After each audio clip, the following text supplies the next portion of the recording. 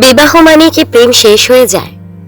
এই প্রশ্নটা সমাজ বারবার তোলে, কিন্তু যার মধ্যে দিয়ে যাচ্ছে সে জানে প্রেম তখনই সত্যি পরীক্ষা দেয় যখন দুটি মানুষ এক ছাদের নিচে বসবাস শুরু করে।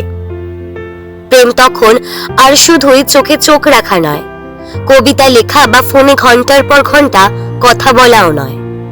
প্রেম তখন রূপ নেয় দায়িত্বে, সহানুভূতিতে এবং সবচেয়ে বড় করে বললে অধিকারে।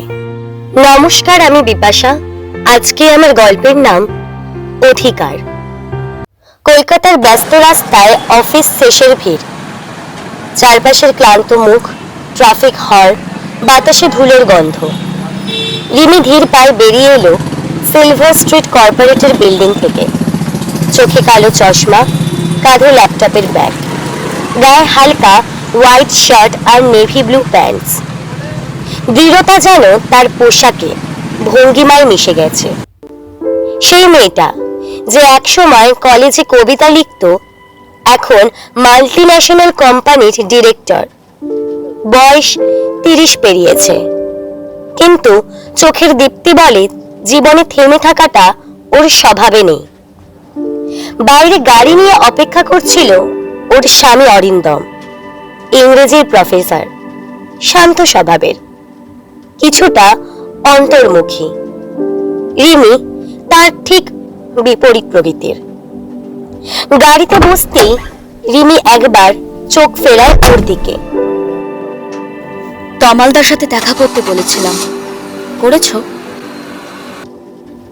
অরিন্দম খানিকটা চমকে যায়, একটু ইতস্তত হয়েই বলে, মানে দেখা তো হয়েছে অফিসের কাজে, কিন্তু বলার মতো কিছু না।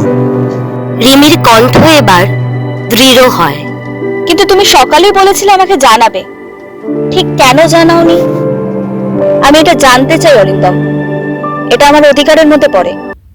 অরিন্দম চুপ করে থাকে। বাইরে গাড়ির ভিড়, সিগন্যালে আটকে পড়েছে গাড়ি, ভিতরে জমে উঠেছে অস্বস্তি।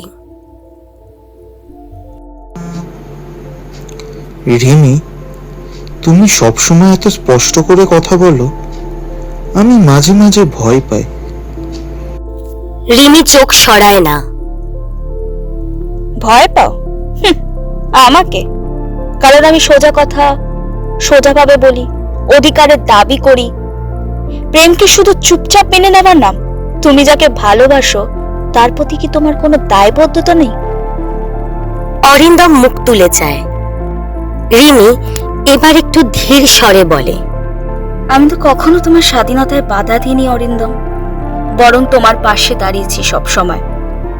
তোমার কনফারেন্স, তোমার রাত জেগে পড়াশোনা, সবকিছু সামলে দিয়েছি আমি।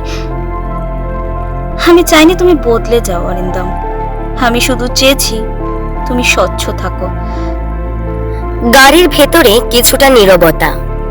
সিগন্যাল সবুজ হয়। অরিন্দম গাড়ি চালাতে শুরু করে। দুজনই চুপ। কিছু দূর যাওয়ার পর হঠাৎ সে বলে, তুমি জানো আমার সবচেয়ে বড় দুর্বলতাই তুমি, কারণ তুমি আমার থেকে অনেকটা শক্ত, অনেকটা সাহসী। রিমির ঠোঁটে এক টুকরো হাসি আসে। শক্তি বলো আর সাহস বলো, সেটা আমি নিজে থেকে তৈরি করেছি, আমাকে কেউ তুলে দেয়নি অরিন্দম।